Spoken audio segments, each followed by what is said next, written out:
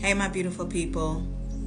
I would like to go ahead and tell the story of the mysterious death of Natalie Wood. It's time that we put to rest all the speculations and tell what actually happened to her when she died. Natalie Wood was an inspiring actress, gave us West Side Story. She had a troubled life when it came to acting with the people that she interacted with. She had been raped at one time as a teenager. She just went down a line of abuse that came along with her stardom. The man that you see pictured with her is Robert Wagner. Not only did she marry him one time, she married him again. So obviously there was some love there was some trust, some security. It's so sad because to marry somebody twice means that you were able to get away from them one time, but you come back again. And it's sad because he was the reason for her demise. Had she not married him again, she would be alive today. Natalie Wood died mysteriously in a drowning on November the 29th, 1981, on a yacht that her and Robert Wagner were on, along with a co-star for a movie. Here's what the media has said about this. That there was an argument between her and Robert. At first, Robert did not report that. It wasn't until a couple years ago that he had confessed to the argument. It is said that she had drugs in her system. It is said that she had bruising on her arms, her legs, her face, and they think that the drugs that she had in her system may have caused the bruising.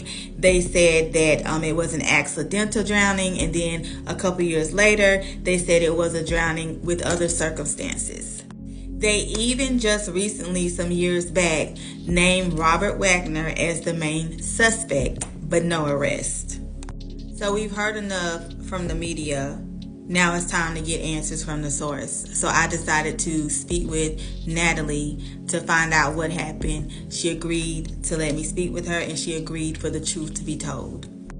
First thing, there's some discrepancies. They say they found her in a nightgown and a jacket on, face down in the Pacific Ocean.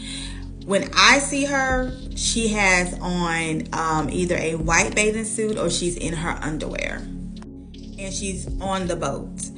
So she does show me that there is an argument between her and Robert. But she doesn't tell me what the argument is about. There's not much talking. There's abuse. He has hit her. He even pushes her. Follows her out on the boat where she's at, and she takes a seat because she starts to feel nauseous. She's feeling herself about to throw up, so she goes to the rail and she leans over to throw up. For some reason, Robert comes behind her and he kind of puts her head down, and when she comes back up, she shows me she has a nosebleed. She also has a wine glass in her hand, and the glass drops and it cuts her on her foot, and there's blood everywhere on the boat from this. Robert leaves her like this, and she's staggering. At this point, Natalie is fed up. She is disgusted. She's disoriented. She's just had enough of his abuse, of the arguments, of things that were going on with them. Natalie sits down and she takes the glass and she does this. She does this. She actually sat there long enough until she felt so faint, because remember, she couldn't swim. She was afraid of the water.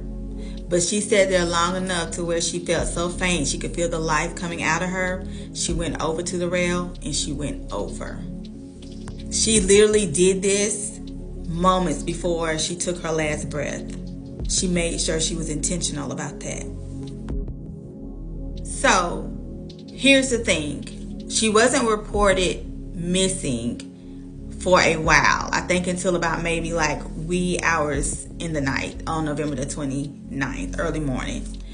The captain was not notified until hours after she went missing to check in the water.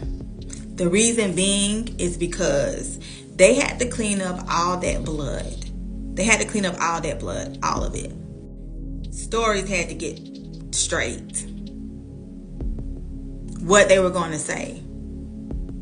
Robert may have not physically put her over, but he was the reason for her demise. I will tell you that Natalie is very apologetic, very sorry that in such a low moment that she did what she did. She currently walks the beach near the Pacific Ocean, near where this happened. At night, she stays in the dark. She does this. She said the reason why she chose to do this is because until her truth comes out, that's what she chose to do. That's where she chooses to be. So, the mystery is solved. I know this is something that people have wanted to know for a long time. I know myself that I have, and I felt compelled to do it today. And I hope this answered a lot of your questions. And Natalie, your truth is out.